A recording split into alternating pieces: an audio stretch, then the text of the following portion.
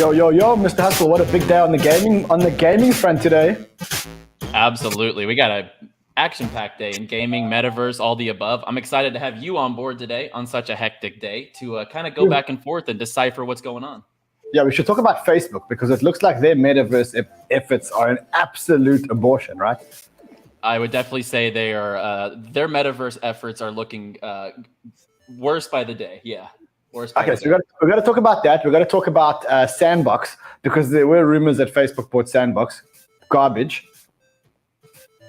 We also should talk. Saying that's not true. I want to talk to you about something else very important, and I'll show you. Let me show you what it is. I'm not even going to tell you what it is. I want to talk to you about this.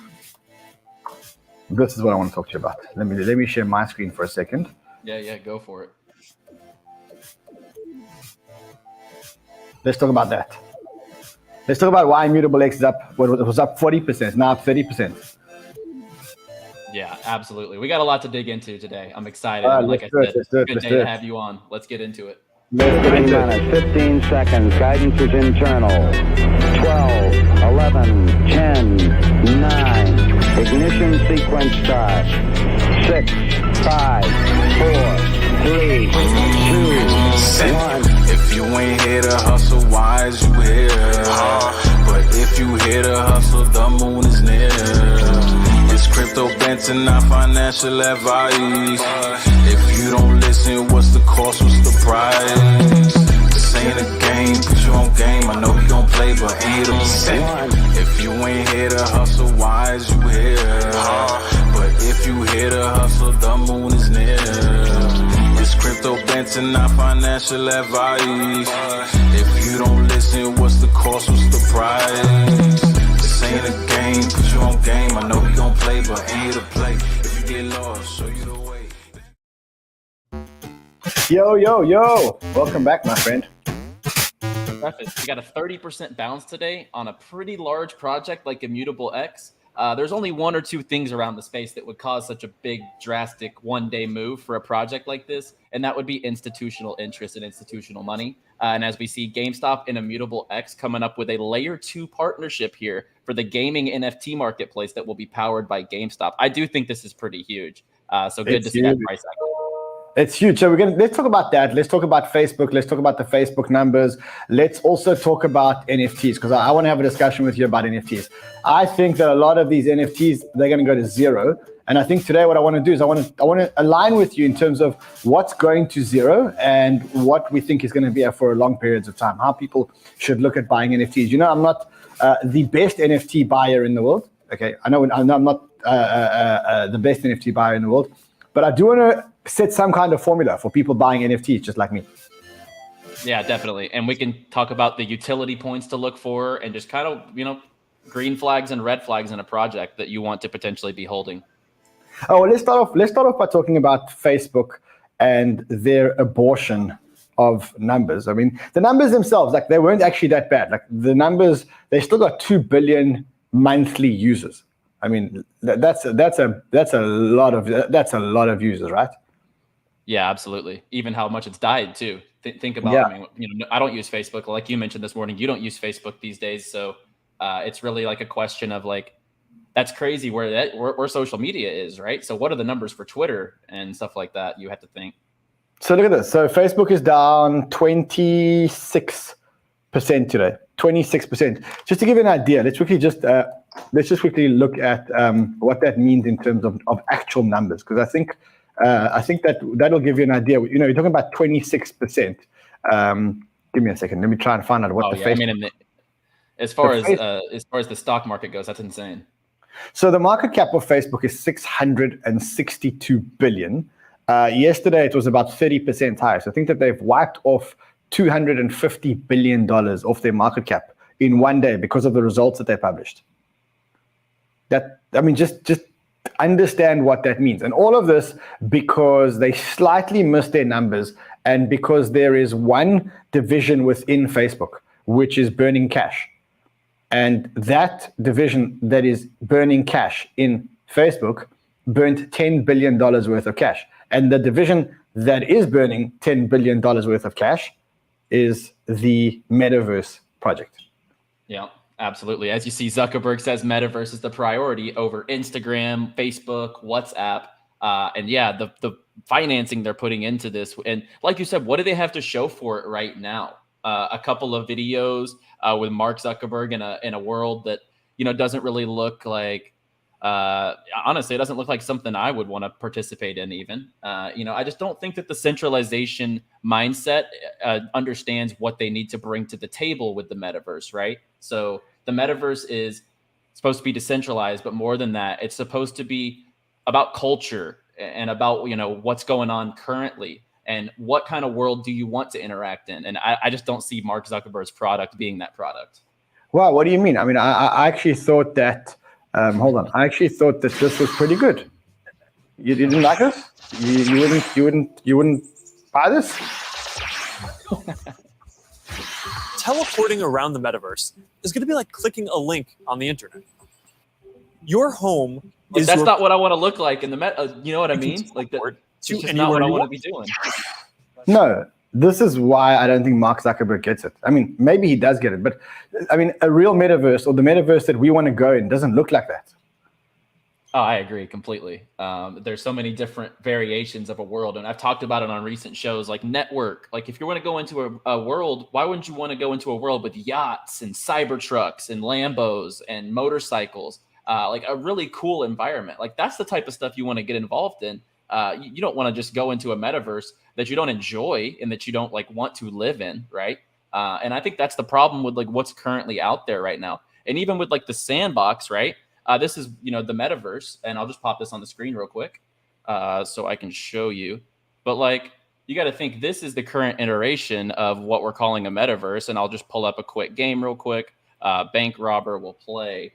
So this is kind of what the standard is, right? So if Facebook has their eyes on the Sandbox, we're looking at a computer game at its current stages, right?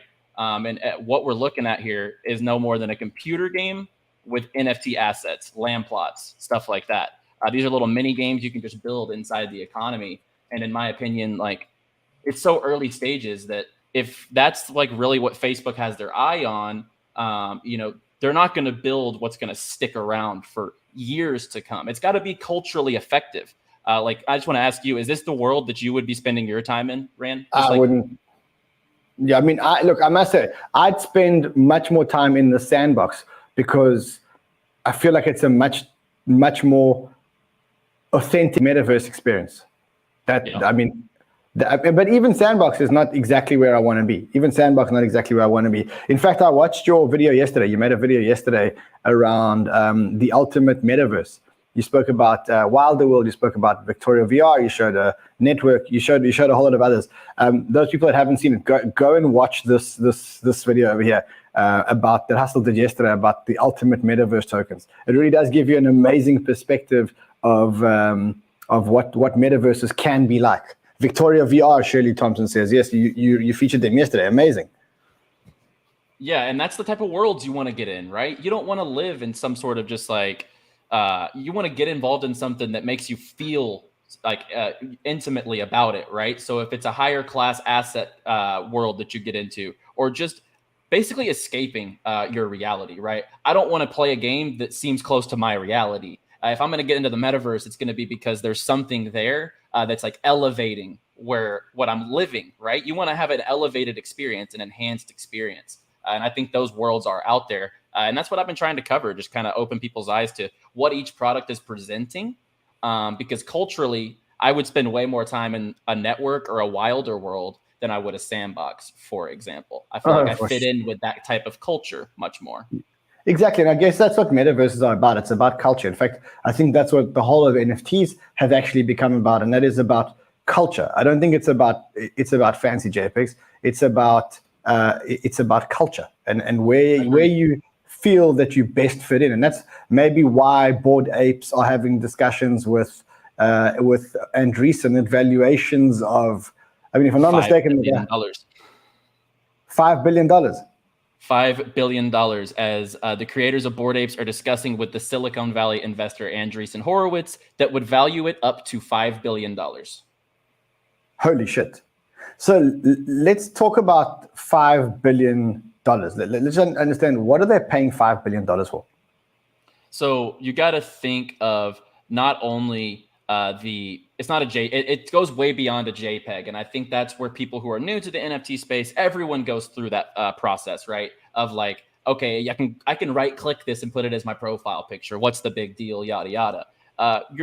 When you get into a Bored Ape, sure, a lot of these celebrities are doing it for flex culture, basically, like the Justin Biebers and stuff like that. But when you look at what NFTs are built off of, communities drive these projects. And everyone who's in the Bored Apes, I mean, this is one of the highest social clubs you could get into in the world right now, I would say. The people that are involved with it, you're looking at the Bored Ape community as one of the highest class social clubs that's looking to put on events. And as they say, they're going to do gaming events, entertainment events, like actual basically pop-ups in different cities across the US and across the world.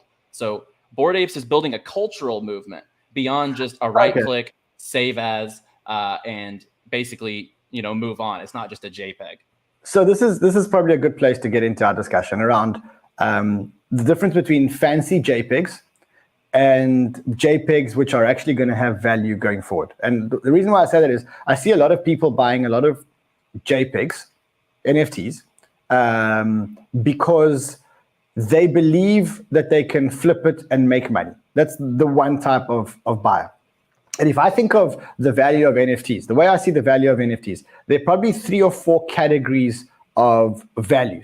So the first value is games. NFTs that are in games would be amazing because you can breed them, you can monkey ball, you can use monkeys, and you can peg axie, you can race your peg axies. So I see the value of in-game NFTs. 100% get the value of in-game NFTs. I get the value of land in metaverses. I get the value of land in any kind of game. So I can buy land in a game, and if people utilize my land for whatever so it's like buying the hippodrome in a peg axie, or buying. So I get the value of that. So anything in game, I get. Right. The next NFT that I maybe get is I understand Bored Ape Yacht Club, and I understand punks. And my thesis for how Bored Ape Yacht Club and how punks plays out and why they're so valuable is because I think there's 2 things there. One is culture. So you're buying into a culture or a type of people that you agree with and that you connect with, that you want to be a part of. Bored Ape Yacht Club, punks, NeoTokyio. You're buying into a closed, limited edition club that everyone can play. I also think that the future of things like apes and punks is the future of Disney. So I think that the Mickey Mouse or the Bob the Builder or of this generation is going to be an NFT. And I think that the smart creators will start using things like apes as the new Angry Birds or the new whatever it is, that is, and they'll start licensing the apes from the ape holders to use them in a movie or to use them in the game. And then the owner of the game starts to get ongoing revenue. Get that. So let's park that discussion. What I don't get though is I don't get people buying fancy pictures all day long, which have some kind of token model. So I buy the monkey, and the monkey, by owning the monkey, I get a banana every 2 hours.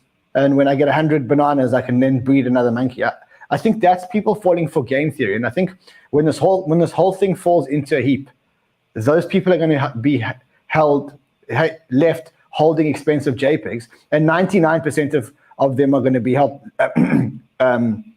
left holding amazing JPEGs, and 1% of them are going to be the Bored Ape Yacht Clubs and the punks, which are going to create these franchises and drive these franchises into film, into gaming, into that. The other category which I see is right now you're seeing games being developed and selling NFTs in the game. But I see a world where games are developed and you can take any game, so any NFT into the game. So for example, you will develop a game and I will be able to take my ape or my punk into that game because it will recognize that I am the person. It's a character, and that character starts to move across games. So I can move across games. So I see those. That's kind of how I see the world. But I see 99% of what people are buying going to zero. Yeah, no, I definitely agree that most projects out there won't make it long term because there's a lot of projects, especially in an NFT bull market, they're going to pump out something very quickly with the hot narrative, like you said, a staking or a game theory type of play. That kind of stuff gets hot and it moves in waves. But when you're looking at projects you want to get in on, right? You want to look for legit utility and even beyond community and network, right? So let's just take NeoTokyio, for example. And obviously it's out of a lot of people's price range, but that's not the point. It proves the value of holding this. This is a definite valuable hold long-term that you wouldn't have to worry about the short-term fluctuations in a floor. And why is that? Because each citizen has a reward rate. So let me just click on one of these and you go to the details, for example, or on the properties, and you see the reward rate is 2 of 15. So you earn 2 bytes per day. Bytes are worth about $34 right now. So over, if you're earning 2 bytes a day, so about $70 a day for 30 days, that's about $2,000 per month. Multiply that by 12, you're making $25,000 passively for just holding a NeoTokyio citizen. So these are the type of projects, right, with an elite network built by credible individuals like Becker and Elio. And they're also built of a network that is focused and niche down on crypto gaming. And they're not built on alpha information. They're not giving you early buy signals, right? The group is about networking. It's not a shill group. It is literally just a network of like-minded individuals. And then when that floor price gets driven up to the 37 Ethereums or 39 Ethereum, as we see here for this one, it's because of the network effect. And that's what causes people like Animoca Brands to buy in. FaZe Banks, the founder of FaZe Clan. So finding stuff like that with legit utility is definitely where you want to be looking. And then on top of that, you want to find the Disneys, and like you mentioned, where they want to kind of have a cross metaverse feel. And that's where projects like My Pet Hooligan come in. These guys worked with studios legitimately like Pixar and Disney. They're in conversations with projects like Netflix for a TV show, and they're making partnerships with NeoTokyio and other partnerships with NFT projects to bring them into the My Pet Hooligan world. And My Pet Hooligan looks awesome. I could pull up some footage while we're kind of going back and forth. But before we get into My Pet Hooligan, take me back to NeoTokyio. If I understand correctly, NeoTokyio, the floor price of a NeoTokyio NFT is about $100,000 today, right? Yeah, it's about $100,000. What am I, if I buy this NFT, first of all, how many of these NFTs are there? There's only 2,000 of these, 2,000 items. Okay, what am I actually buying? When I buy this, what am I buying? You're buying access to the best crypto gaming and metaverse network that there is. So think of it as the Soho House. I know you're very culturally, yes. You know what's going on in culture. So the Soho House is where artists and top level people in that world, in that realm, in that niche, like crypto gaming and metaverse, get together and share ideas. This is the same exact concept. You're buying into the network effect to be able to rub elbows and share ideas with the guys of the likes of these projects that are inside of NeoTokyio, for example. So it's kind of like the same thing with Gary V's NFT. You have to pay 9 ETH or 10 ETH to get access to a very small access to Gary V, for example. So it's, access is everything.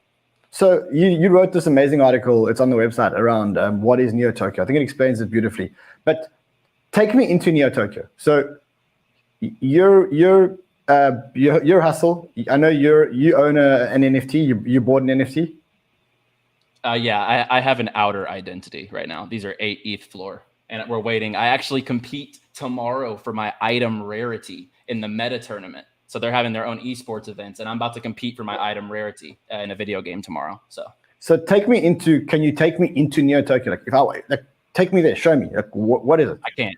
I couldn't. I couldn't take you in. That's the whole. It's like the Illuminati of crypto gaming. That's like that's like people coming up to you and telling you how they became one of the world's elite, right? They did something under the table.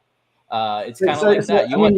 Are you saying you can't show me what NeoTokyio is? You can't take me into the world of NeoTokyio?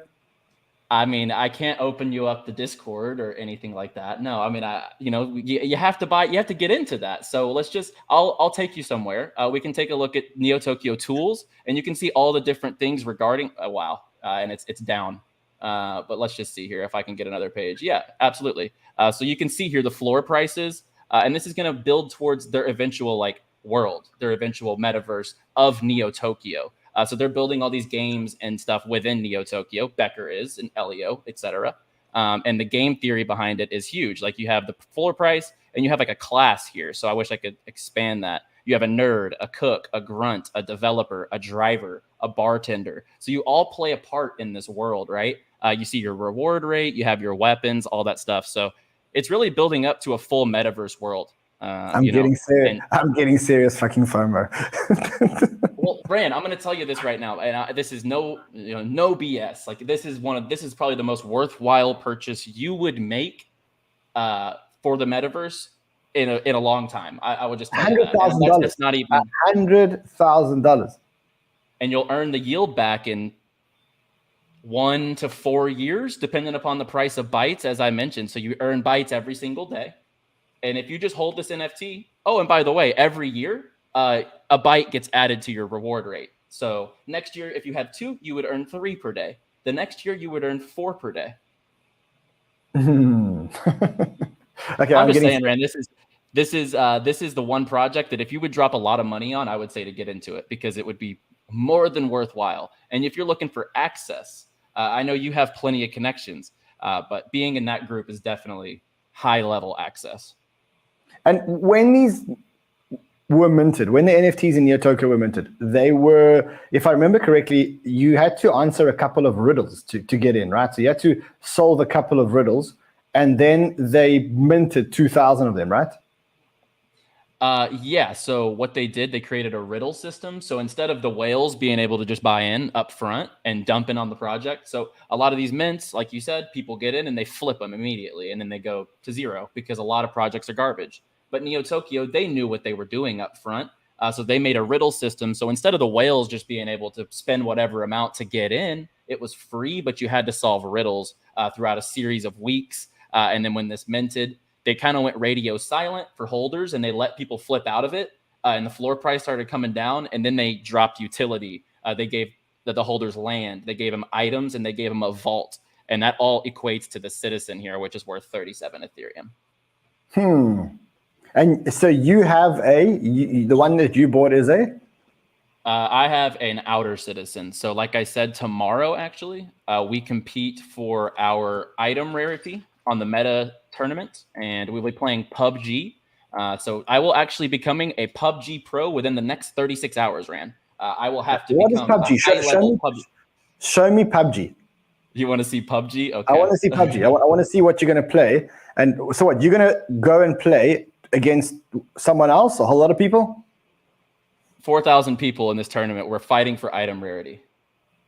And it's if literally you win, like a showdown to the death for our rarity of our items for the next season. Let me make sure they're in the game. So this is, for example, the game that we'll be playing. It's a first-person shooter, battle royale, last man standing, very gritty. But this is perfect. Like it's going to be super competitive. It's going to be super competitive. So you're playing this against 4,000 other people. Yes, tomorrow. And if you win, or if you come in the top 100, or if you... Yeah, so there's a rarity system. If you place in the top 500, you get a top 10% rarity on your items, which will be very, very valuable. The more rare your items, the better your citizen's going to be at the end of the day. So, we're all competing. It's kind of like the old school days, right? When they would put you in the Coliseum for a battle, and the king and the queen are up there just watching a fight to the death. That's kind of what Elio and Becker are going to do. They're going to watch us all fight for our rarities, basically fight for our identities within the Citadel. So it's going to be fun. Like, okay, wait. I'll report how this goes. And if I buy, no, don't report how it goes. Stream it live, bro. Stream it live. I was thinking too. Let's do it. Let's stream it live. I want to watch you. I want to watch you in this tournament. So I do have a Twitch. I could stream on my Twitch page. I could stream it here on the YouTube, but let's stream it on the StreamYard. I mean, why not just play it like this and stream it on the StreamYard? Yeah, I mean, I'm up for whatever. I know NeoTokyo will have a stream, and their last stream did really well. $25,000. They did a tournament last week for Crab Game for $1 million for a Squid Game variation, mind you. So they're just throwing money around for this tournament. But the point is, they gave out one of the rarest NFTs that they'll ever be in NeoTokyo. And that's just the beginning. So now we have this tournament tomorrow, and they were on the front page of Twitch with 25,000 concurrent viewers. Okay, now let's just go back. If I buy hypothetically, very, very, very hypothetically, if I buy the NeoTokyo NFT, the one for $100,000, that's very hypothetical. Of course. Do I have to play this game or to compete for rarity, or have I got rarity? Yours is taken care of. If you're a citizen, you're not fighting for rarity. Really, what they're incentivized is there's guilds. So you've seen me tweeting about these guilds that I'm a part of in NeoTokyo. And that is actually the team format where the original citizens recruit people like me who are outer identities to play on their team. Man, I should have bought it when Elliot told me it was $30,000. It was $30,000, and I said I'm not spending $30,000 on an NFT. And just think about it: your passive yield would have paid that off in a year. Seriously, like your BYTES yield would have paid that off within 1 year. Hustle, what time is your tournament tomorrow? I believe it's at 3:00 my time, so about 2 hours from now tomorrow. I think I need to finalize the time. That's not official. We got to do this live. We got to do this live. We have to watch you play live. We have to watch you kick ass. Are you a good PubG player?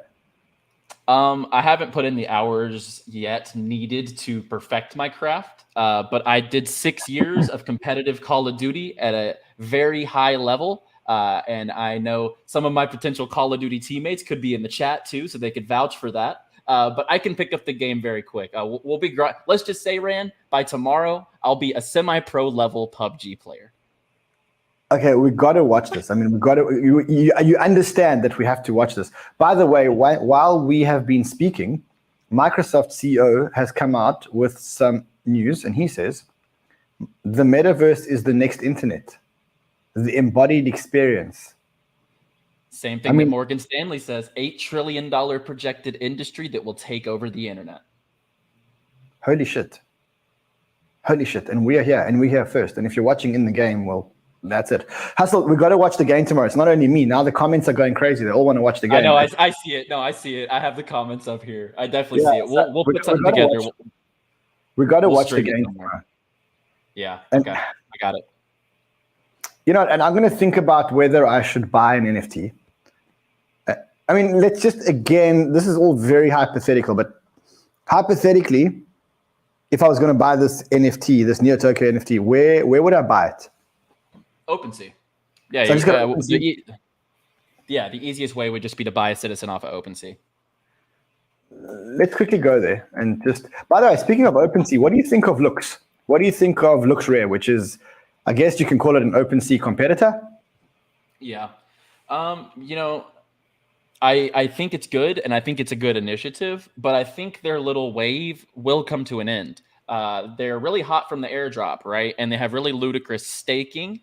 But they've had question marks over if the volume is, you know, legitimate volume. So that's quite a bit of volume right there, right? For 24 hours when you're talking about even just the token, 175 million in volume. So it's a pretty high valuation. I just don't know whenever, and I know their staking's like really nice, but when Superfarm comes out with a layer 2, no gas, basically a low gas solution, 7x under the fully diluted valuation. I don't know. I don't know how long this will stick around. That's my concern. I don't know how long this will stick around. So let's just, I mean, so you got LooksRare. So LooksRare is an OpenSea competitor. It is a tokenized platform built on which platform? Ethereum. Built on Ethereum. So why does LooksRare not have the same gas fees and stuff like that? Because they're using the layer 1 of Ethereum, which, as we all know, if you transact on gas on NFTs, you could look back at your gas fees for the month and you spent thousands and thousands of dollars because those little $80 to $100 charges on Ethereum add up. So what a lot of NFT projects, and as you're already seeing, a bunch of games are moving over to ImmutableX. Most recently, we see GameStop partnering with them today for $100 million. Because obviously, why would I sell a video game at $60, but I get charged an $80 gas fee? You're losing $20 there, right? That's crazy. For the retail guys, and it's for the people who don't want to stomach the gas fees. Solutions like Superfarm on ImmutableX, their marketplace will provide that lower barrier to entry, kind of like what Solana does. So a lot of newer NFT guys, they get into Solana because the gas is like negligible, and that's what Superfarm and ImmutableX would provide. So that's why corps like gaming giants like GameStop want to get involved with them. So I mean, ImmutableX is a layer 2, and I think if I'm not mistaken, ImmutableX is actually built on Starkware, right? Correct, as you see, powered by Starkware. Yeah. All righty, Hustle. Anything else we're going to talk about, man? I think just beyond what we got carried away on NeoTokyo, and obviously the utility behind it's great. But more so, you can look at so many different aspects. As you mentioned, you can look at land, right? You can look at NFT land. You can take a look at clothing and fashion. I think fashion wave in NFT and Metaverse is well on the way. And you already have collections like Adidas at a 1 Ethereum floor. And they're going to have the exclusive Adidas merch drop to holders. As well, you have Full Send, and they're huge on YouTube. They're very huge as far as culture goes. Their project's already at a 2 Ethereum floor. They're going to do exclusive merch. They're going to open up casinos, gyms, like nice events, kind of like what the Bored Apes are saying they're going to do. And they do have the legit capital to put that together. So there's so many different ways you can look in the NFT space. And it's really what you're into. Do you believe in network? Do you believe in fashion? Do you believe in just community, culture? There's so many avenues you can take a look at. And as you see here, like the Full Send meta card, like I said, gyms, festivals, casinos, restaurants. So that'd be pretty cool if they execute on this. And this just went live a few weeks ago. It's already a 2 Ethereum floor. Sure, I'm looking at NeoTokyo. Some of these are trading at 500 ETH. The rewards rates are probably crazy. And also probably people listing them because they'll never really sell them. But if they sell for 500 ETH, you made out like a bandit. So, I mean, I should start here, right? I should start like with this guy for like 37 ETH. It'd be worthwhile to just scoop a floor. Yeah, it would. Just scoop that one. And you can talk to me about it. We can talk more about it. Like I'll help you out if you want. But yes, that's a scoop right there. If you were to get that, you would be earning 2 to, I would assume that if it's on the floor, the bytes rate would be 2 per day. You would make your investment back within 3 years tops. $96,981. Make an offer. Should I make an offer? You can make an offer a little lower, yeah. Like what? Like 20 ETH? They wouldn't take 20 ETH. That's 50% below the floor, man. But Hustle, if you don't try, you don't know. Let's just say you could throw it out there for sure. I'll chip in half if you're uncomfortable, Rand. Come on now. Okay, hold on. Let me connect my wallet here. Let me connect my wallet here. My man's about to buy a NeoTokyo on stream. Never been done before. I don't think I've got 37 ETH in this account. Makes sense. Most of my accounts, I don't keep 37 Ethereum just ready to bounce. No, this is the laptop of the studio, so it doesn't have. Doesn't have. You know what I'll do? I'll make an offer. I just want to make sure that my wallet address is not. It's going to be wrapped ETH on it's. Or can you use ETH? The offers are wrapped ETH. Yeah, the offers are wrapped. You would want to do this off air. I want to do it on air. Okay, I mean, yeah, go for it. But I need to okay. Let me convert my ETH. Let me convert my ETH. Let's quickly convert. So I got to swap all my ETH for wrapped ETH. Yeah, as long as you have enough to foot the bill there. We will do the 20 ETH. Nobody will sell to you. People are saying here. All right, what I'm gonna That's do? what I'm saying. No one would sell you a citizen. You know what I'm gonna do? You know what I'm gonna do? I got to put money into my account. I don't have Ethereum in this account. I don't have enough ETH to be in this account. This is a studio laptop, so it's not my laptop. Yeah, see the way that your wallet's set up. It's yeah. Yeah. Oh man. I nearly FOMO'd so hard into citizen number 2357. Just like Citizen 2357, if you're watching, just know your citizen is on snipe alert. Anything else we got to talk about, man? No, man, I think we covered it. I really enjoyed going back and forth, kind of just showing like what utility is in NFTs that's going to stick around. There's so many things you could look at, and I think it was awesome. I enjoyed. We haven't had a show in what feels like forever, man. So yeah, we got to do it again. We got to do it again soon. And you know, I watch your shows every single day. I sit at home and I watch your shows every single day. I love them. I learn so much, and that's because I'm not a gamer. I've never been a gamer, but you're taking me into the metaverse land, and it's so informative, my man. So informative. Love your work. Love your work. That's all we're trying to do here, man. I appreciate it, and yeah, thank you for joining me. Yeah, guys, good to see you guys on Hustle Show. It's been absolutely amazing. We'll see you guys again tomorrow. Hustle, we are broadcasting tomorrow. We are broadcasting your tournament. We are broadcasting your tournament right here live on Banter. So, I mean, get ready. Right. Hold on, let's get Kyle on. Kyle, tomorrow you got to get ready to broadcast Hustle's game live. Okay, we're on it. We're on it. Yo. We will see you guys again tomorrow. Until then, play well, my friends.